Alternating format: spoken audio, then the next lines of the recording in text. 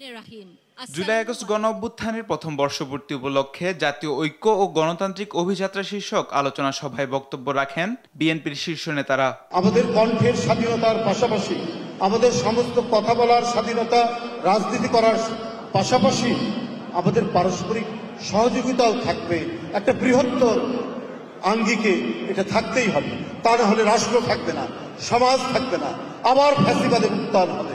তারা বলেন, আগামীর গণতান্ত্রিক অগ্রযাত্রায় রাজনৈতিক দলগুলোর মধ্যে মতপার্থক্য থাকলেও স্বাধীনতা ও সার্বভৌমত্ব রক্ষায় সবাইকে ঐক্যবদ্ধ থাকতে হবে। আগামী দিনে আমাদের যে গণতান্ত্রিক অগ্রযাত্রা, সেই অগ্রযাত্রাতে আমরা দ্বিমত পোষণ করব, ভিন্নমত পোষণ করব, বহুমত পোষণ করব, কিন্তু আমরা স্বাধীনতার সার্বভৌমত্বের জন্য একই রাস্তায় এগিয়ে যাব, সেটা যেন আমাদের উদ্দেশ্য হয়। বিএনপিকে প্রতিপক্ষ ভেবে জাতির মধ্যে কোনো বিভেদ সৃষ্টি না করার আহ্বানও জানান নেতারা।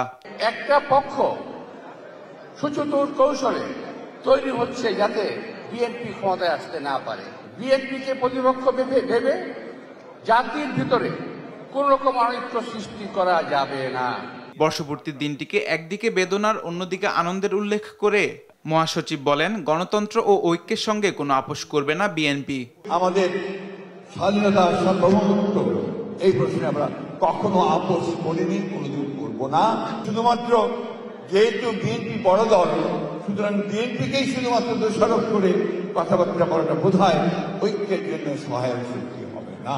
এরপর জুলাই আন্দোলনে হতাহত এবং আওয়ামী সরকারের হাতে গুমের শিকার পরিবারদের সম্মাননা জানায় বিএনপি।